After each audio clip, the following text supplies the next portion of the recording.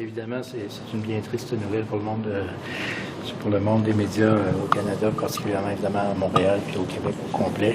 C'est 547 personnes qui perdent leur emploi, qui aujourd'hui cherchent un job. C'est 547 familles qui sont directement impactées.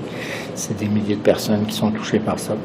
Ce n'est pas sans me rappeler de très tristes souvenirs d'il y a 15 ans, quand TQS avait vécu la même chose. Écoutez, pour votre question sur qu'est-ce qu'on peut faire, je pense que celui qui a eu la meilleure réaction, c'est le ministre Lacombe au Québec, qui a dit un instant, c'est pas un coup de baguette magique ou par claquement des doigts qu'on peut trouver une solution à ça. Il faut avoir une conversation intelligente là-dessus. Par contre, ce qu'il ne faut surtout pas faire, c'est ce que le gouvernement a fait avec le C-18, parce qu'on constate les résultats aujourd'hui, ça ne fait que des perdants. Donc, il faut faire attention quand on réagit à cette situation. Est-ce que ça prend une aide d'urgence, un fonds d'aide?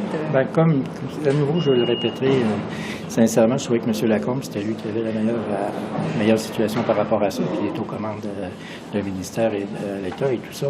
Moi, je pense qu'il faut être prudent dans ces situations-là. Il faut prendre le temps de regarder exactement c'est quoi que ça amène, quel est l'avenir par rapport à ça, les impacts que ça a.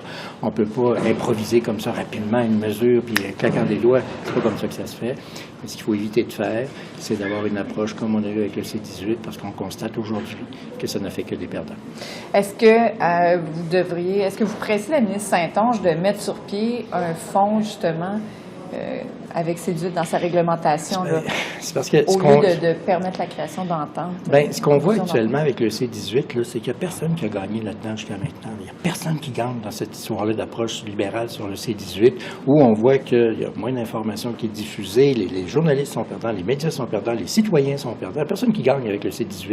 Alors, c'est pour ça que c'est la pire chose à faire, c'est de s'inspirer de ce qu'on a fait pour le C-18 pour voir ce qui s'est passé à TVA. Il faut être prudent là-dessus, il faut être patient, il faut avoir une conversation intelligente avec les gens qui peuvent nous aider là-dedans et nous aider à bien les aider.